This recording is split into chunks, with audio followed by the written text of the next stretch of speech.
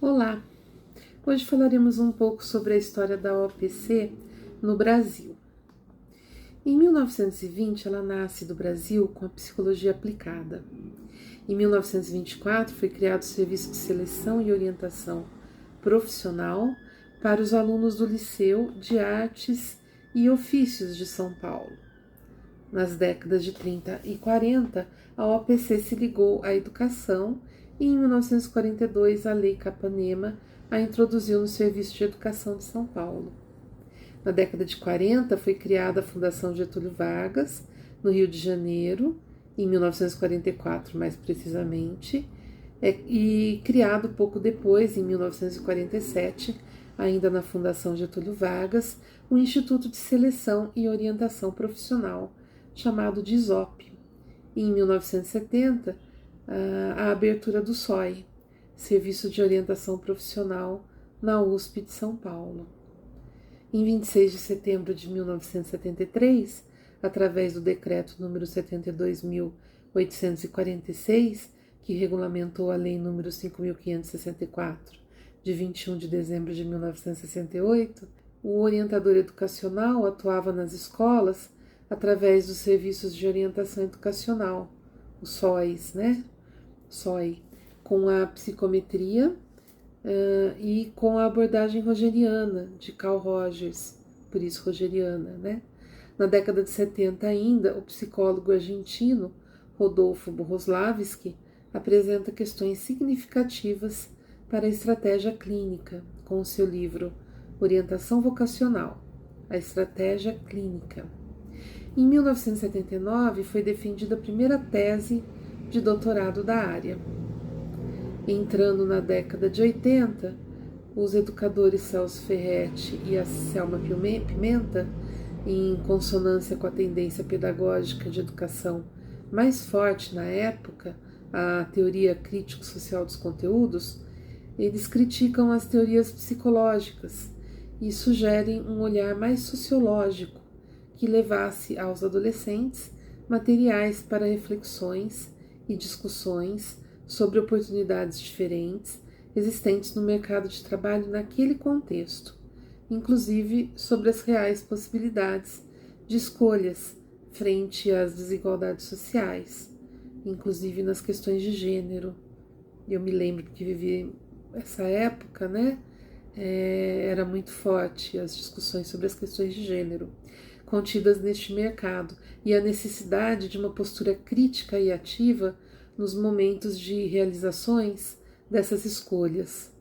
Escolhas estas que estes autores relativizavam, questionavam enquanto possíveis de existir em uma sociedade com tantas desigualdades. Celso Ferretti e a Selma Pimenta, juntamente com a Nobuko Kawashita, que inclusive foi minha professora em algumas disciplinas de orientação vocacional, a Nobuko,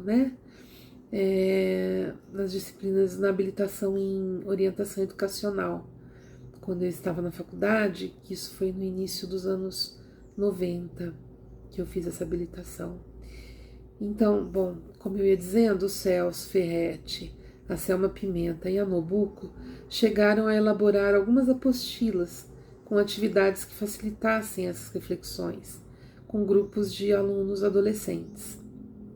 Algumas dessas atividades, as que eu já cheguei a utilizar em atendimentos, estão na íntegra ou de uma maneira adaptada para o individual, disponibilizadas para vocês no módulo deste curso referente a esse tema, de atividades possíveis, de serem aplicadas, que eu já apliquei, que eu sugiro algumas. Esses autores, eles fizeram, como já foi dito, alguns materiais para reflexões essenciais, além de análises e alertas importantes. Mas as suas contribuições ficavam mais na crítica do que em possibilidades de saídas possíveis. Era mais para haver uma percepção de que isso acontecia, uma reflexão, uma postura crítica em relação a isso. Como eu já disse há pouco, nesse período, final dos anos 80, início dos anos 90, eu fiz a minha formação em pedagogia e especificamente na habilitação de orientação educacional, a habilitação que previa a orientação vocacional, como era chamada também na época, e em meio à desvalorização da orientação educacional e vocacional, inclusive. A minha turma, na habilitação de orientação educacional e vocacional, eram de 3 alunos nesse período, contra 47 em administração escolar. Já na turma seguinte, haviam 6 alunos. Nas seguintes foi crescendo progressivamente até chegarem a 30, 40, antes de haverem as modificações que daí desembocaram ao que temos hoje, né, que é o pedagogo generalista, que engloba as diversas habilitações. Mas o interessante é que a demanda pela área de orientação foi crescendo ao mesmo tempo em que o conhecimento, a demanda e a valorização pela orientação vocacional foi crescendo também. Não só na pedagogia, mas na psicologia também. E em 1983, a Dulce Helena Pena Soares, no seu mestrado, propõe um processo estruturado para a orientação vocacional, que pode ser feito em grupo, possibilitando a saída dos testes individuais para um trabalho em grupo, sem a psicometria dos testes, né, que existiam na época. E, como eu disse, né, a partir do início de 90 já foi crescendo, voltando a orientação, e em 1993 apenas foi criada a ABOP, Associação Brasileira de Orientação Profissional, dando início também bianualmente aos simpósios da ABOP, onde os poucos profissionais da área que estavam na ativa podiam se reunir. E em 1997 foi lançado o primeiro número da Revista Brasileira de Orientação Profissional, que continha os artigos sobre a área, né? Eu iniciei meu primeiro atendimento em 1994 e só vinha conhecer a ABOP e outros profissionais da área e os seus simpósios a partir de 2000. O primeiro simpósio que eu fui foi em 2001, portanto, né? E mais ou menos uma década após o início da associação e dos simpósios, os primeiros 3 ou 4 simpósios que eu participei, por exemplo, não tinham mais do que 100 profissionais participando. A partir de 2000, os simpósios foram crescendo já, atraindo a atenção de mais profissionais. Os cursos de psicologia passaram a valorizar mais a área, formando equipes e grupos de estudos e pesquisas específicos, né? Alunos de graduação, de mestrado, professores da área, né? E aí isso foi levando trabalho científico para ser apresentado nos simpósios. E pedagogos e administradores e até alguns filósofos, inclusive, aumentaram em número de participação nesses simpósios no decorrer dos anos também. Até os simpósios se tornarem congressos, com centenas de participantes. Vários cursos particulares de formação específica e de especialização na área de orientação profissional, antiga vocacional, né, foram sendo criados também. Houveram de lá para cá várias mudanças que facilitam o acesso à educação, inclusive, tornando as escolhas tão questionadas, né,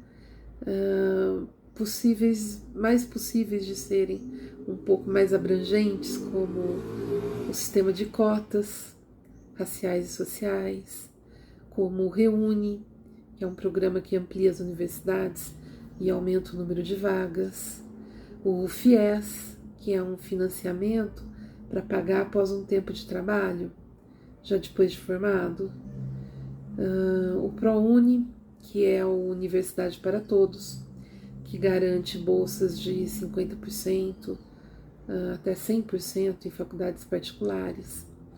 O Pronatec, que é relacionado aos cursos técnicos e de aperfeiçoamento, e também a ampliação dos cursos EAD, o que facilita o acesso também a diferentes cursos, devido ao preço e comodidade, né, de ser em casa.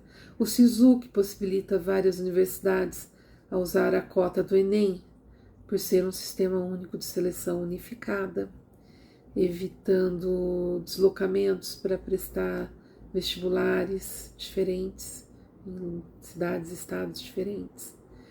E dentro de um contexto de mudanças paradigmáticas da modernidade para a pós-modernidade, com as teorias da complexidade do Edgar Morin, com a abordagem multireferencial, perpassando as ciências e a educação nos novos olhares sobre o conceito de cotidiano, com o conceito de escuta sensível do René Barbier e de posturas e análises e ações sendo reconstruídas a cada dia, exigindo mais flexibilidade, criatividade, seres ativos, críticos, transformadores.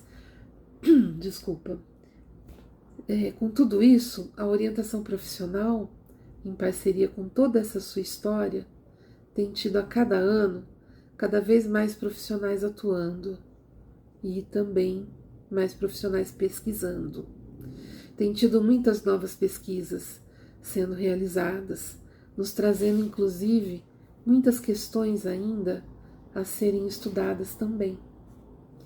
É um campo amplo em demandas para processos de escolha, que agora é chamado em OPC, né? Em grupos e locais diferentes, com demandas de estudos relacionados às mudanças dinâmicas do mundo do trabalho, das ideias, das posturas e das efetivas ações do OPC.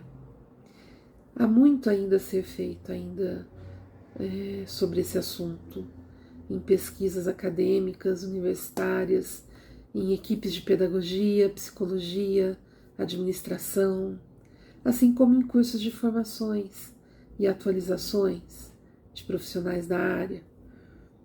Mas há principalmente muito a ser feito em políticas públicas que valorizem, que deem acesso de forma séria e comprometida à atuação de profissionais especializados.